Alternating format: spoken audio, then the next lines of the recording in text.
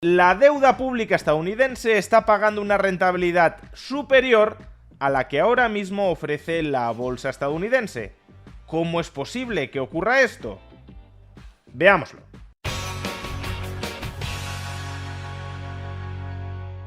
Mucha atención a este gráfico.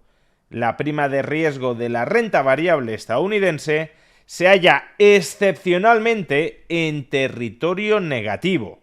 No es un fenómeno que acabe de ocurrir, ya lleva varios meses en esta situación, pero sí es algo totalmente anómalo. En principio, entre dos activos que sean iguales y que solo se diferencien por el riesgo que lleven asociado, el activo más arriesgado debería pagar una rentabilidad más alta que el activo menos arriesgado. No porque el riesgo por sí solo genere valor, sino porque si hay un activo muy valioso y muy poco arriesgado, todo el mundo querrá invertir en él, de tal manera que la rentabilidad de ese activo tenderá a caer. Y en cambio, si hay otro activo que genera valor pero es muy arriesgado, muy poca gente querrá invertir en él, de tal manera que su alta rentabilidad se mantendrá por falta de suficientes inversores que quieran adquirirlo. Y en este sentido, en principio, la renta variable se trata de un activo más arriesgado que la renta fija.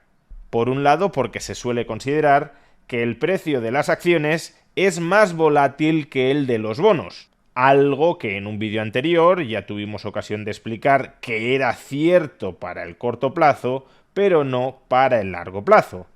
Pero por otro lado, y de manera mucho más fundamentada, porque las acciones soportan más riesgo de contraparte que los bonos. En cualquier empresa existe una jerarquía de prelación de cobro en caso de bancarrota de la compañía, y los primeros que se quedan sin cobrar, si la compañía carece de recursos suficientes para pagar a todo el mundo, son los accionistas. Y solo después de que los accionistas no hayan cobrado nada, si sigue faltando dinero para pagar, se empieza a aplicar quitas a los bonistas. Por tanto, dentro de una misma empresa, tiene mayor probabilidad de recuperar su inversión el bonista que el accionista. Es decir, sufre más riesgo de contraparte, de impago, el accionista que el bonista.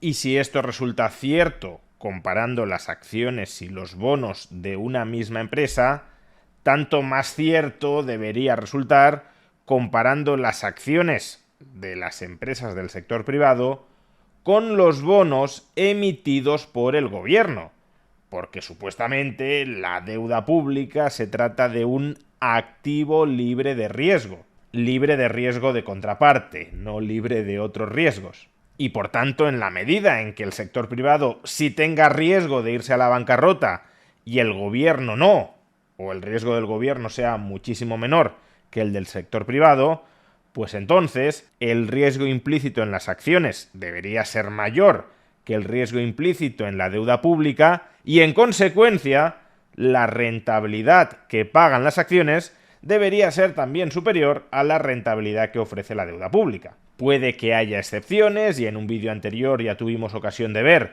que la deuda pública de ciertas empresas privadas era percibida como más segura que la deuda pública del gobierno estadounidense, pero en términos generales sí debería ser así.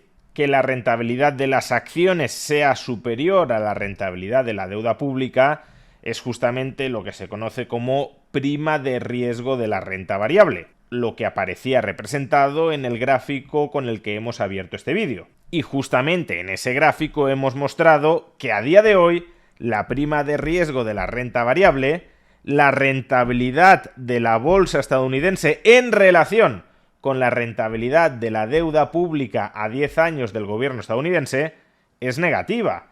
Es decir, que el tipo de interés que paga la deuda pública estadounidense es superior a la rentabilidad que hoy por hoy ofrece la bolsa estadounidense. ¿Y cómo es eso posible? ¿Qué sentido tiene que la bolsa, siendo más arriesgada que la deuda pública estadounidense a 10 años, esté ofreciendo hoy una rentabilidad más baja que los pasivos del gobierno? Pues como a continuación expondremos, este fenómeno está muy relacionado con unas elevadas expectativas de crecimiento económico futuro, tan elevadas expectativas de crecimiento económico futuro que bien podrían ocultar un recalentamiento de las cotizaciones bursátiles o lo que popularmente se conoce como burbuja. Pero antes de entrar en esta cuestión, dejadme que os recuerde que si queréis invertir en renta fija precisamente porque está ofreciendo una rentabilidad superior a la que ahora mismo ofrece la bolsa, esto es algo que podéis hacer a través de la plataforma que apadrina este vídeo, Mintos. Mintos es una plataforma europea de inversión regulada por la Unión Europea dentro del marco del MiFID y que cuenta con más de 600.000 usuarios. Una de sus principales ventajas diferenciales es que proporciona acceso a los pequeños ahorradores a la inversión en préstamos que el sistema financiero ha otorgado a otros agentes del sector privado como empresas o familias. Por ejemplo, préstamos hipotecarios, préstamos personales, préstamos para la adquisición de vehículos, etc. Muchos bancos y otras entidades financieras, después de otorgar estos préstamos, los venden en un mercado al que normalmente solo tienen acceso los grandes capitales. Pues bien, con Mintos, los pequeños ahorradores también pueden participar en este tipo de inversiones y obtener así una rentabilidad en forma de intereses que, en la actualidad, ronda entre el 10 y el 12% al año. Se trata, en consecuencia, de una inversión en renta fija privada, con una rentabilidad muy por encima de la que ofrece a día de hoy la renta fija estatal. Además, la inversión en préstamos es una forma de diversificar tu cartera patrimonial y no hacerla depender únicamente de la rentabilidad bursátil. Si quieres obtener más información sobre Mintos, sobre esta plataforma, sobre sus opciones de inversión en préstamos a largo plazo y también sobre la bonificación que ofrecen para los usuarios hasta el 31 de enero de 2026, podrás obtener toda esa información pinchando en el enlace que aparece en la caja de descripción del vídeo y en el comentario destacado. Bien, entonces, ¿por qué la prima de riesgo de la renta variable estadounidense se halla ahora mismo en terreno negativo? Pues para entenderlo hay que comprender antes la diferencia entre la rentabilidad que ofrece la renta fija y la rentabilidad que ofrece la renta variable.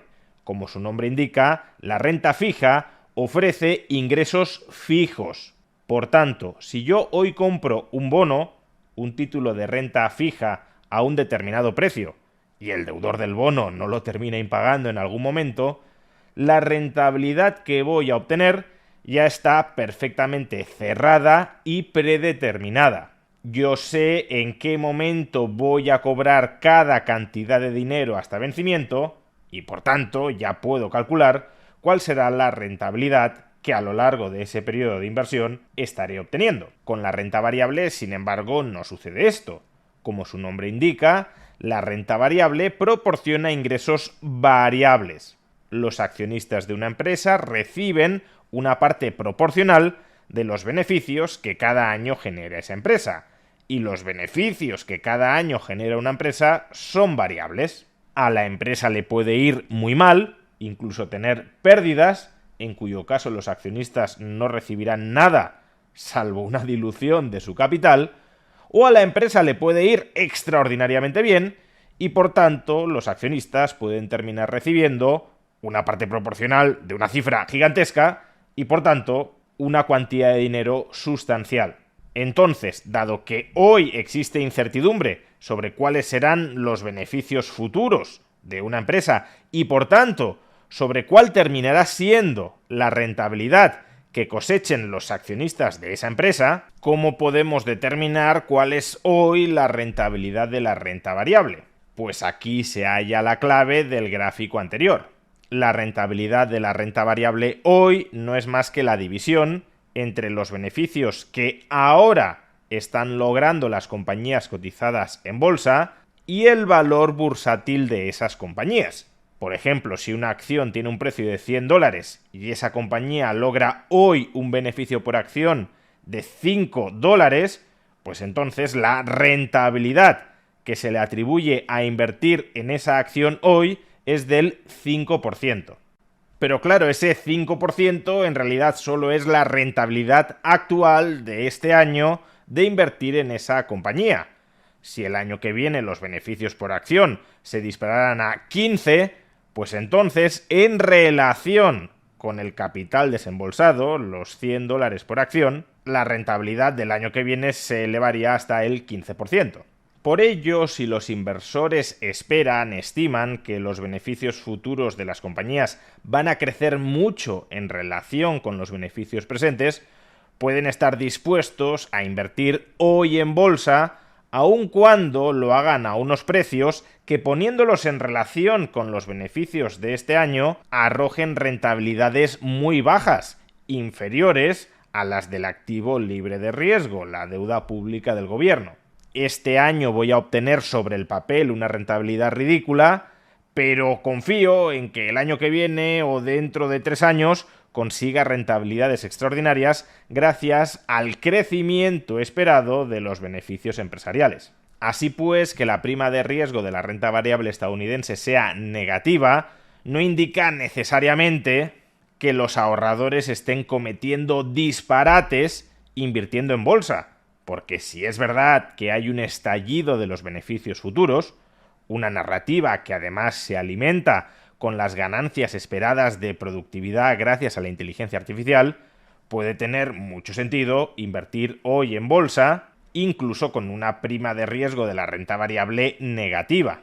Sin embargo, esta prima de riesgo de la renta variable negativa sí debería suponer un toque de atención para el inversor, porque lo que le está diciendo es: si las cosas en el futuro siguen más o menos como ahora, no vas a ganar dinero con respecto a inversiones alternativas mucho más seguras, como por ejemplo invertir en deuda pública. Es decir, que tu principal argumento inversor para colocar ahora mismo dinero en bolsa es la expectativa de que los beneficios de las empresas van a crecer de un modo apreciable. Y si ese crecimiento futuro no se verifica, vas a perder dinero. Es en ese sentido en el que los precios de las acciones podrían estar recalentados. Si las expectativas de crecimiento de los beneficios futuros de las empresas no son realistas, no se terminan verificando, pues entonces los precios presentes de las acciones estarían cotizando en burbuja. Que cuidado, dada la enorme incertidumbre que existe sobre cuál va a ser el futuro de la IA y su impacto sobre la productividad y los beneficios de las empresas, sería muy imprudente afirmar taxativamente que estamos en una burbuja. El gráfico anterior no nos asegura que estemos en una burbuja, simplemente nos empuja a que prestemos mucha más atención al argumento inversor que estamos utilizando ahora mismo para invertir en bolsa. ¿Cuánta confianza tenemos en el crecimiento de los beneficios empresariales? Si la confianza es baja, quizá no deberíamos estar en bolsa, pero en cambio, si la confianza es muy alta, probablemente sí deberíamos estarlo. Cuanto más caro aparentemente estemos comprando, más deberíamos inquirir en profundidad qué valor estamos recibiendo.